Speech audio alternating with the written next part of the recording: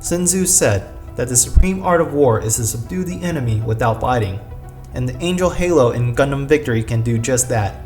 The Angel Halo's original intent was to utilize and alter brainwaves to make mankind less violent. However, its true use was to place mankind under a regressed infantile state of mind, causing the victims to fall asleep, and then utilize the weapon to rapidly cause cellular degeneration and kill all living organisms on Earth. You can find this weapon system in Gundam Victory. The Neutron Jammer, or N-Jammer for short, is a device which essentially renders all nuclear energy useless. The weapon system can cover the entire planet and also disrupt radio waves, radars, and conventional communication. Not only will this weapon system severely sever your enemy's communication, but it will do incomprehensible damage to their civilization if they heavily rely on nuclear energy. And that is exactly what happened in the Cosmic Era after the Earth Alliance utilized nuclear weapons against the Zaft. In retaliation of a nuclear attack, Zaft built and deployed neutron jammers on Earth with the intent of disabling the potential to use nuclear weapons. As a secondary effect, it rendered conventional communication on the planet useless. As a third effect, it plunged the planet in a severe energy crisis, which resulted in the deaths of countless people due to the lack of energy for heating. Since this weapon is indiscriminate on all nuclear energy, the Zaft were also disabled from using this source and devised a way to block the effects. The Nibelung is a massive anti-aircraft cannon capable of destroying enemy fleets with a ray of beams. This weapon consists of a single spire with a concave of mirrors which would scatter the beam fired from the spire into a cone shape and destroy everything above the cannon. The cannon is so large that it is concealed under a false mountain in Iceland. This is primarily a defensive weapon as it was supposed to be used to defend Earth's Alliance headquarters, which was done when Zaft forces launched an orbital drop onto the base. Once activated, the cannon destroyed nearly all enemy units dropped from space. Now, how practical is this weapon system for offensive capabilities is yet to be seen, as we only witnessed the weapon defending itself from space drops. The Genesis, which stands for Gamma Emission by Nuclear Explosion Stimulant Inducing System, is a weapon system that uses nuclear explosions to produce massive bursts of gamma radiation, which is then focused into a laser beam that essentially microwaves the hell out of its targets. This system also serves a second function, which was to be used as a launching station for ships to travel to the outer solar system. The ability to travel in space much faster, granted by Genesis, allowed mankind to travel to Mars. But let's be honest, this was really intended to be a weapon with the ability to wipe out more than half of life on Earth. We see three different versions of Genesis in the Cosmic Era. The original Genesis, which was primarily used as a weapon to destroy fleets and bases, and was almost activated against Earth. The second Genesis, Genesis Alpha, was used as a base by the Junk Guild, which again was almost used on Earth. It was eventually destroyed in self-destruction to prevent its capture. The last and final Genesis, the Neo Genesis, was much smaller than the previous two, but it still had incredible destructive capabilities which decimated enemy fleets. There is nothing better to remind your enemies of their own mortality by developing a super satellite beam cannon and then naming it Momento Mori, which stands for Remember You Are Mortal in Latin. The Momento Mori is a satellite beam cannon installed in the orbital rings of Earth. It has a destructive yield of several nuclear weapons that can vaporize entire small countries in minutes. It utilizes the power drawn from GN particles and power from solar energies meant to function entire cities around the world. And despite its awesome strength, the weapon system has many flaws. 1. The weapon system has limited firing angles, meaning that it cannot target anywhere on the planet and has blind spots.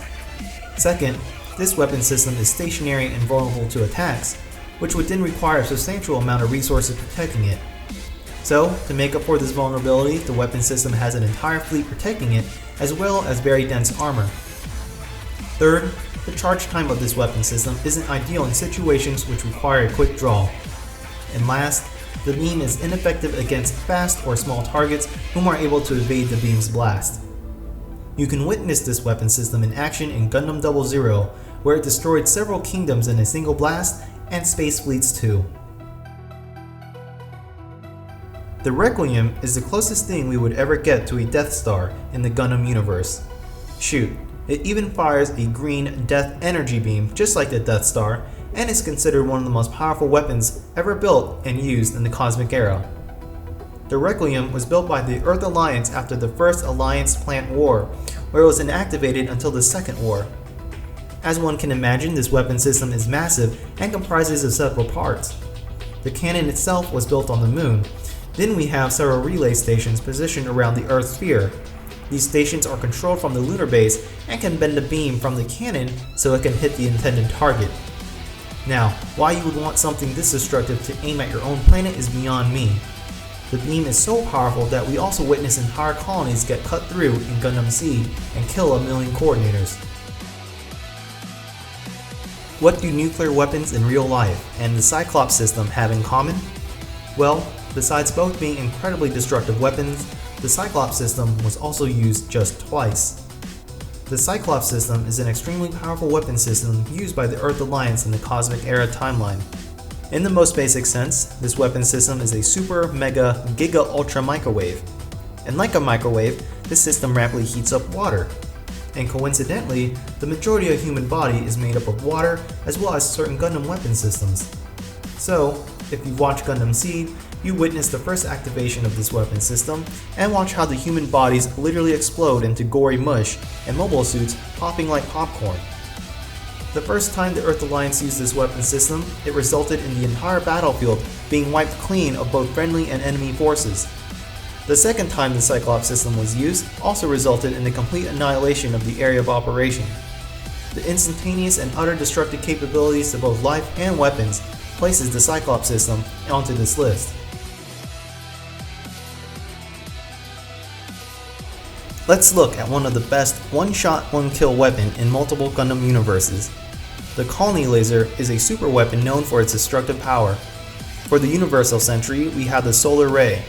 Built by the Principality of Zeon, the Solar Ray was originally supposed to be used as an attack weapon against Federation forces. However, it was instead used to murder the head of Zeon military. In an alternate timeline from the Universal Century, the Colony Laser was actually used at the Battle of Battle Q and annihilated the massive asteroid and virtually everyone on the battlefield in a single shot. Later, we'll see the Colony Laser used again by the Titans a few years at the end of the One-Year War. This time, the Colony Laser was used to destroy an entire colony and shifted the Axis asteroid off its projected course. This is the mother of all motherships in any Gundam universe. This is the Gundam equivalent of Noah's Ark written in the Genesis. The Celestial Being Mothership is a super space fortress first used by the group Celestial Being in Gundam 00. This floating asteroid of doom was originally designed for the purpose of deep space travel. The mothership is fused with an asteroid and houses several compartments designed to sustain life and full-scale battles. What makes this super weapon so deadly is that it's laced with GN lasers all over the front rock side of the ship. And if you haven't watched Gundam 00 or aren't familiar with the Anno Domini era, the GN is the pinnacle of energy source. The technology is what gives the Celestial Beings insurmountable advantages over their foes. And having this energy source is probably like using modern rifles against the foe who only has a crossbow. The most powerful weapon on the mothership is the 80-meter grade GN laser. This GN laser is one of the most destructive weapons ever conceived by a Celestial Being, with the capability of vaporizing entire fleets within seconds.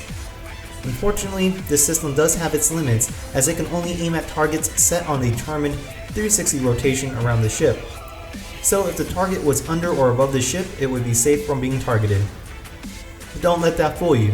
If the weapon system didn't give the enemy something to worry about, the mothership is also capable of producing its own mobile suits. That means it can generate a fighting force anywhere in space as long as it has the materials. Not only can this mothership carry its own fleet, but it's literally capable of building its own anytime, anywhere. And although this ship lacks a GN field, basically a force shield, it is capable of optic camouflage, making it very difficult to target or detect. And if you're wondering how this super weapon came to be, it was essentially one of the shadow projects by the Gundam version of Steve Jobs named Aeolia Shinberg, the inventor of GN technology. Look at the sky. It's a bird. It's a plane. No, it's a space colony that's about to impact the planet, causing immeasurable and irreversible damage to the Earth's population and ecosystem. The colony drop is our #1 super weapon used in the Gundam universe. Space colonies are large habitats potentially occupied by tens of millions of people. Although a space colony is definitely not classified as a weapon, it is one of the most efficient and arguably deadliest weapons in almost any Gundam universe. The colony drop was first to be used in the Universal Century timeline by Zeon military forces at the initial start of the One-Year War. Codenamed Operation British, this failed military operation intended to use a depopulated colony from Side 2 and drop it on Earth Federation's Jaburo base. As one would suspect, moving a massive floating space cylinder the size of a modern city with the intent of hitting a specific point on a moving and floating sphere in space is pretty difficult. Well, the colony missed Jaburo, which is located in South America, and instead struck Sydney, Australia. The result of this incomprehensible attack not only resulted in the absolute destruction of Sydney and the space colony, but made the entire continent inhabitable. Further, the stretch of damage to the planet resulted in the deaths of billions of people. Despite the horrendous loss of human life and irreversible damage to the planet from the colony drop, the method would be repeated throughout the Universal Century timeline.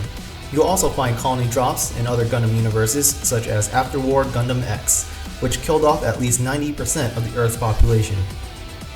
And this sums up the video. Please post below if there's a super weapon that wasn't covered and give everyone your explanation. Thank you for watching, more to come, and as always, peace out.